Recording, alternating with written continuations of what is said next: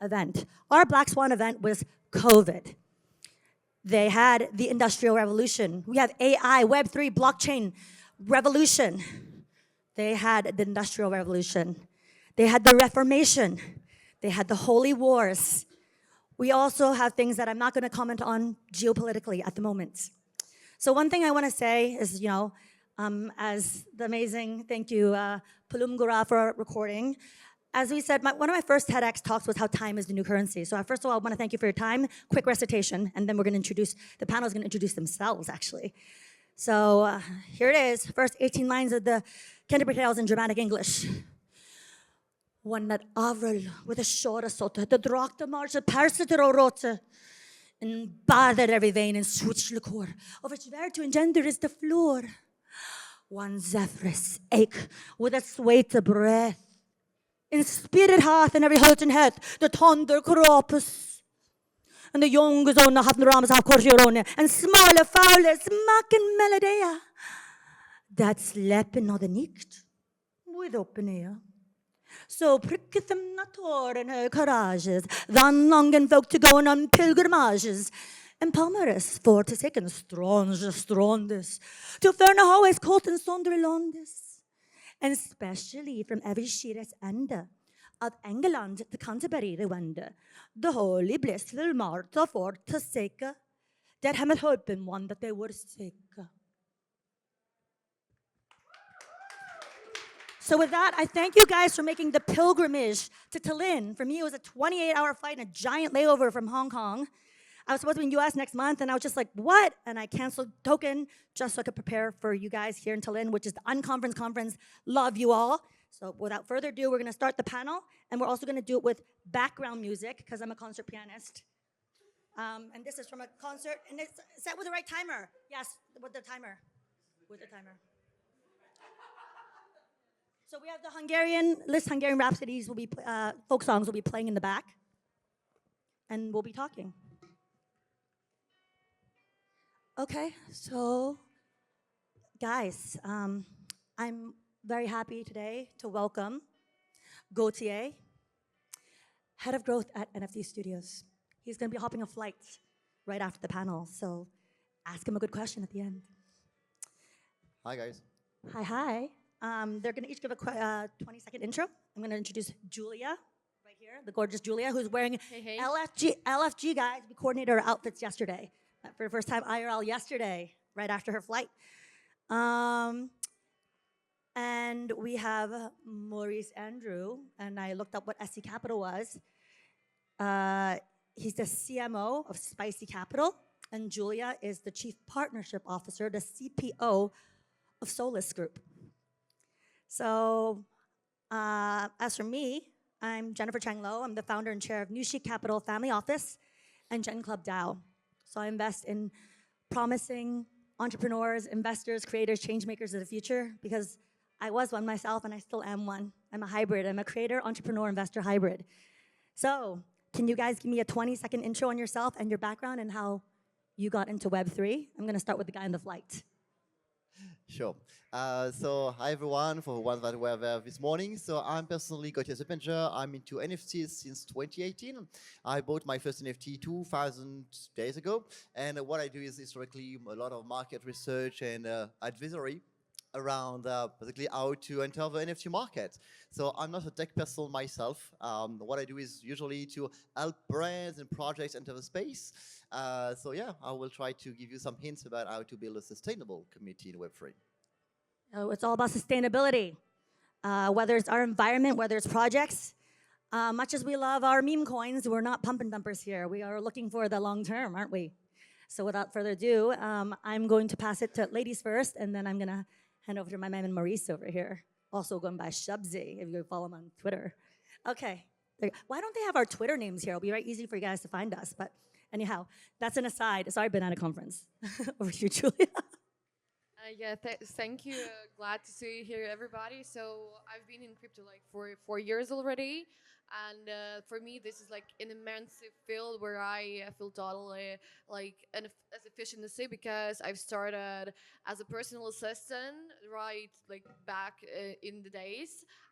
and I just like jumped through all the levels very fastly because I was really engaged into the communities not only of those who are crypto diggers, those who are crypto audience, but also in the communities of entrepreneurs, communities of builders and founders of different protocols, different DeFi products, who helped me to understand the field from inside. And that's what makes me marvelous about all this area and what we are building here together.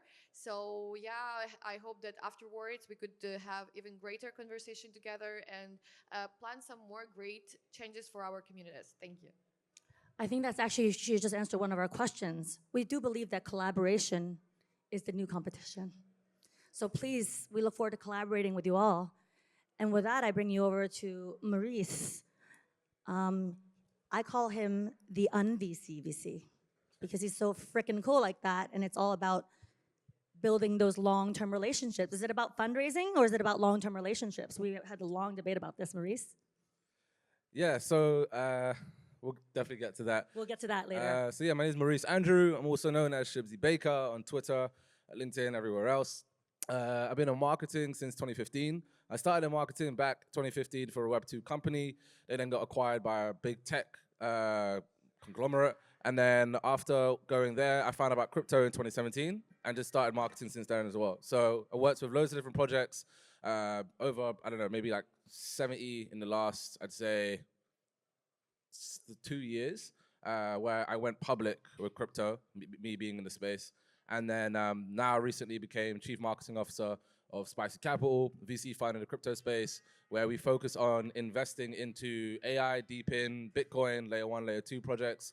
And then once we invest, we always supply marketing support. So anyone that we invest into, the marketing support that we supply, which is Twitter, LinkedIn, YouTube, whatever it may be, it's all complimentary services. So there's no charge for our partners. Sorry?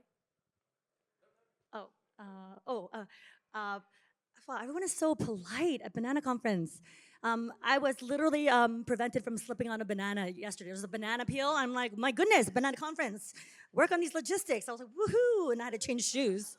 That's why I was like late to the, sorry, coins paid. That's why I was late to your thing, and then I was late to everything. Fashionably late, of course, but thank you, Maurice, for removing the obstacle from the stage.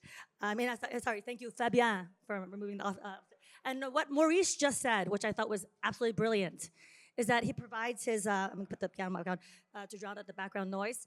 The piano conference, the piano concert's still on. Maurice talks about, and I'm giving you claps because it was very good. The audience is giving you claps in there. He's talking about how we as investors, we're not people who just sit there and just passively invest in companies. We want to see them grow. And one of the things I do at my family office is I try to partner with the best founders and funders because we need to be able to fund that future together, right? And you can't just, it's almost like a baby. You can't just like, oh, here, feed yourself.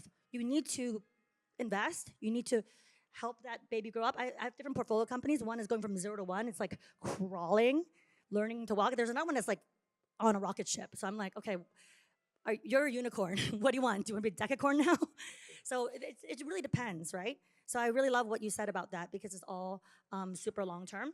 Okay, there's no clapping there, which is fine. So I'm actually gonna throw it back to you all then. How would you define the word community? What does community mean to you? I'm gonna go with you first, and then I'm gonna go back to Maurice, and then I'm gonna ping back and forth, like ping pong style. So how would you define community, and how would you define your ideal collaboration? So thank you for this question. For me, like I would be like kind of romantic while answering this question because since I've been like a small kid, I used to read a book about how to be friends with all the people around, like different ones.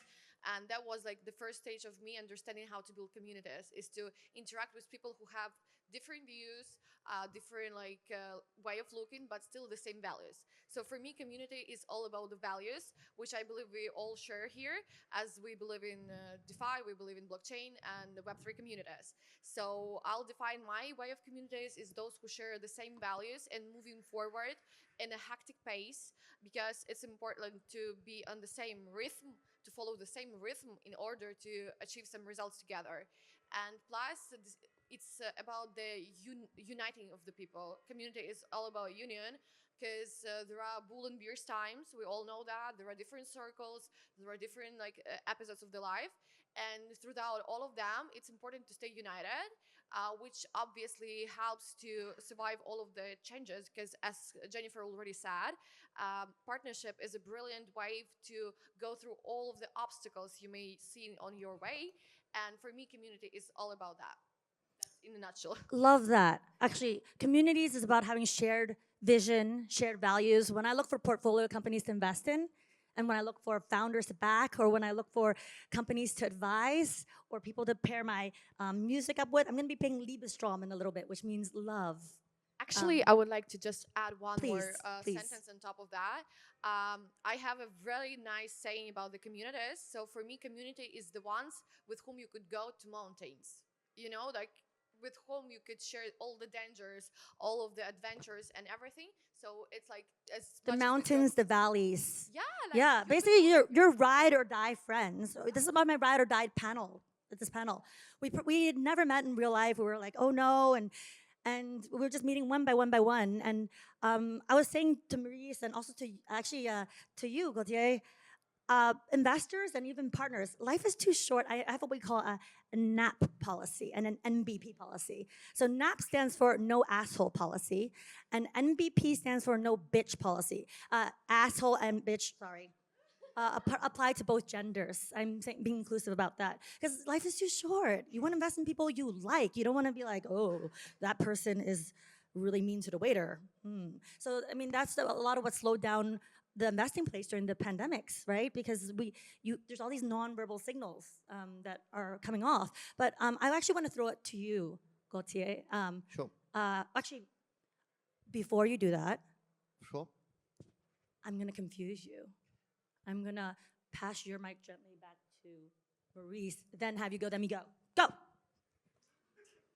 What a panel, right? Hey, we have 10 minutes left. Oh my God. Fuck And me, man. I have 10 minutes left on my piece, Liebestrom, love. All right, It's all cool. about love. So the question was, what is community? Yeah. Community about to love. me, Love. okay, cool. So community to me is culture. That's all it is, man. It's just culture. Different communities have different things. So for us in the banana daiquiri, everything is banana, right? We go to a banana conference, there's bananas on the table. You go to a barbecue in Lisbon, there's bananas on the table. Everywhere's bananas, bananas, bananas. It's the culture of the banana daiquiri. But then you have tiny Vikings. Tiny Vikings, everything is stay tiny. Then it's gonna get to a point where you might be at a club, or you might be at a rave, or you might see something really cool. And instead of saying, oh, bro, that was dope, you'd be like, Pascal, that was tiny, bro. That was tiny. It's culture. So that's what it's gonna be. For me, community is culture. It's about the culture. And the reason why we were reciting poetry, or I did in the beginning, was because culture, humanity, that's what's keeping us, culture, art, humanity, that's what's keeping us alive and from turning into AI. Wouldn't you agree? But AI actually means love in Chinese, I, right? So with that being said, I'm gonna pass it to you really quickly after I do a quick outfit change. So guys, this is very funny. These are some of my communities. I like the baby Milo. There's not many of these in the world. I won it off the hacker who won the Animoca Hackathon at Ape Fest when we were hosting it in Hong Kong. Yeah! And I'm one of the Azuki princesses. I'll go to your meetup later. And sorry guys, I used to do this faster when I was a model. I'm not gonna strip. I'm also a World of Get your Women. I met some of you notes. guys in Paris for the Get first ready. time. Because Make it rain. bro. I was the runner-up for World. Hi, World Woman. Love you guys. I was runner-up for the Web3 Wonder Woman. Not Wonder. Sorry, that's my group. That's Web3 Wonder Woman, which you are joined. I was up for Web3 for Good because during the pandemic, you're hearing one of my piano concerts. It raised $2 million for charity because during the pandemic, and I'm going to bring it to you. A lot of us were very lonely. We were making art. It was what kept us alive. I won the Chopin Consulate Award from Poland by playing the Chopin Ballade, and I just played for 300 days straight. not all in a row, but I would take little breaks. And Roy, other people, some of them knew me as the clubhouse pianist. I played in people's ICU rooms. I played everywhere, just raising money with the piano. That was my instrument of choice.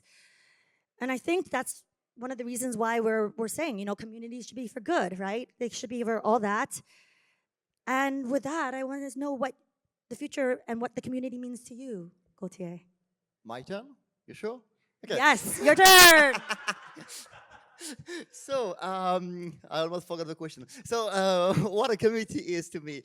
To be honest, I have quite a loose definition of what a community is. I would say the baseline is that it's just a group of people that have something in common. It could be a financial interest, technical interest, or whatever. It could be just some social passion just to connect with each other. So, my feeling is that a community may have a limit in time, but it may have a limit in terms of how many people. It doesn't really matter. As long as you have something to share with people, you may be 5 or you may be 10,000 at the end of the day. Just that in Web3 specifically, you have to share something in common. And I would say that communities have become one of the most important catalysts in Web3 about growth. Basically, without communities, we'll just be a band of just headless chicken running without knowing what we are doing together. So I would say community is just a way to express that we have stuff in common. Your turn. I really love that. I think one of the things that you just defined, which I think is so we're here to ask the central question, what makes community sustainable? How do we power the growth of organic, diverse, inclusive communities? How do we do that without, resorting to weird growth hack tricks like botting and buying fake followers and no engagement? Like, what do we do? Like, do you guys have any quick rapid fire tactics? Start with you. You build Whoever culture. grabs- Yeah. Literally, you build culture. The entire of Tiny Vikings is based off of Stay Tiny. The entire of Bored Ape Yacht Club, like every Monday, an April posts GM Mutant Mondays. So it's a culture. Banana daiquiri, bananas. Like, it's always a culture. NFC Lisbon is creating a culture of probably the best closing parties in the entire world of Web3 conferences. You're giving me FOMO. They're building culture. Wow. So culture is king. Culture is king. Culture is king. We have to be true to the culture. And I really like how, we're all, actually, I'm looking at it. We have a very diverse panel over here. Where are you originally from? France, right? France, yep. And where are you originally from? Crane. Right. And I'm a American-born Hong Konger, also a little bit of mixing in my background. And Maurice, we went over this, but where are you from? I'm from London. So I think we actually, this is a very diverse panel. I think we actually answered our own question, because my question was about to be like, how do we create a diversified community? We are representing a diversified community. I had like 15 more questions, but I think we're just gonna dial it back down to, actually this is a good one. One of the communities that I supported and got into really early on was when he DM'd me. One of his team was also DMing me as well, and I have a no DM policy. It was a guy called Luca Nets. Pudgy Penguins. And at what point, actually, should a community discontinue or turn into something else? Is there an evolution? Sometimes should the reins be given to the community? Does the community evolve and change? So for me, I was just like, I think it'd be great if the next generation has toys. So I introduced them to toy manufacturers and everything. And I was like, hey, we need to be all pudgied.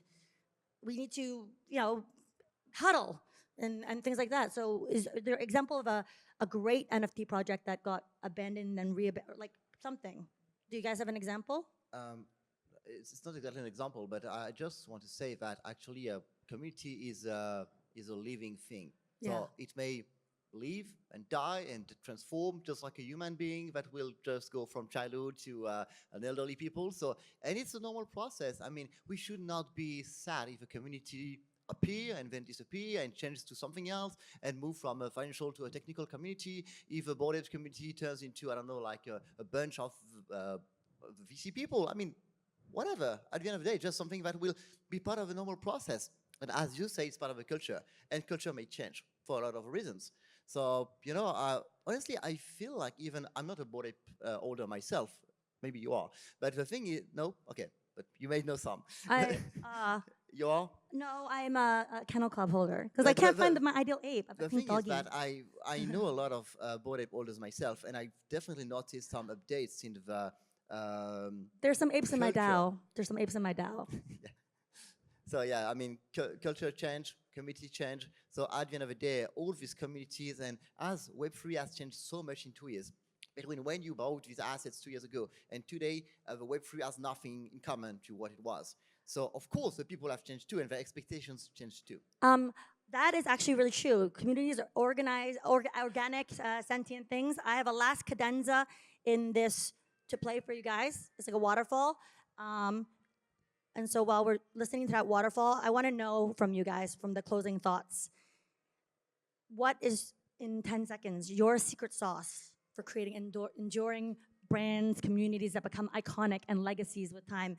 And what can, as community members and holders, can we do for each other? Because people contribute in different ways, whether it's capital, time, art, efforts, loyalty. What can we do more? I'll go with ladies first. I'll go with Julia. Sorry, a quick round, please. Just like a really short thought. I would like also to follow up on the previous one about like why people discontinue and stuff like that. So from my perspective, each community is a reflection of each project.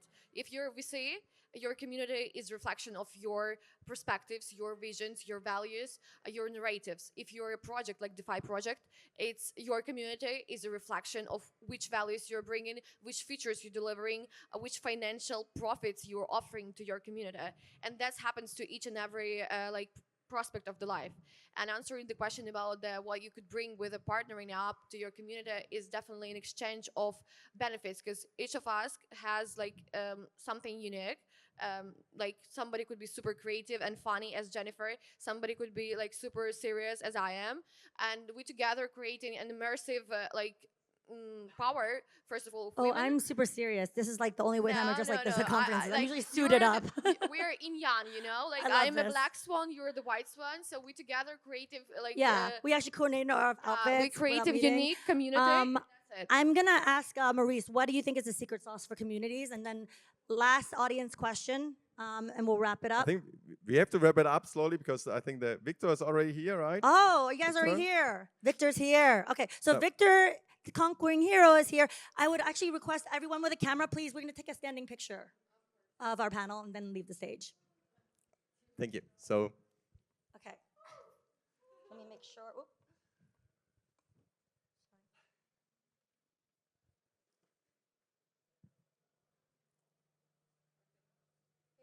So thank you very much. Big applause. I think it was like